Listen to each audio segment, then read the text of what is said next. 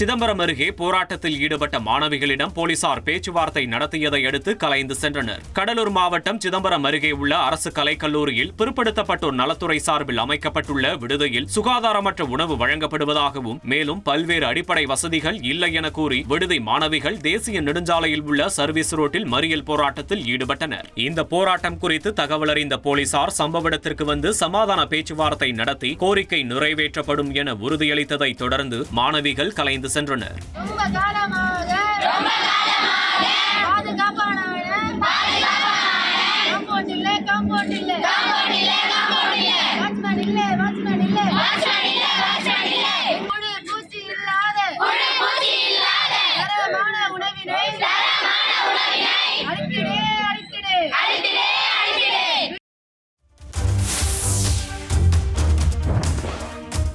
திருச்செந்தூர் சுப்பிரமணிய சுவாமி கோயிலில் வரைபடம். என்னோட பிசினஸுக்கு ஜிஎஸ்டி நோட்டீஸ் வந்திருக்கு பாரு.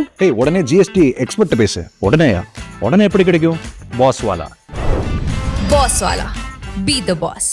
தயாரிக்க கோயில் நிதியிலிருந்து 8 கோடி ரூபாய் செலவு செய்யப்பட்டுள்ளதாக தவறான தகவல் உலாவி வருவதாக கோவில் நிர்வாகம் தரப்பில் விளக்கமளிக்கப்பட்டுள்ளது. இந்த தொகை முழுவதும் வாமசுந்தரி இன்வெஸ்ட்மெண்ட் டெல்லி பிரைவேட் லிமிடெட் நிறுவனத்தின் பங்களிப்பு மூலம் அவர்களாலேயே நேரடியாக செலவு செய்யப்பட்டு அவர்களது நேரடி கண்காணிப்பில் நடைபெற்று வருவதாக தெரிவிக்கப்பட்டுள்ளது.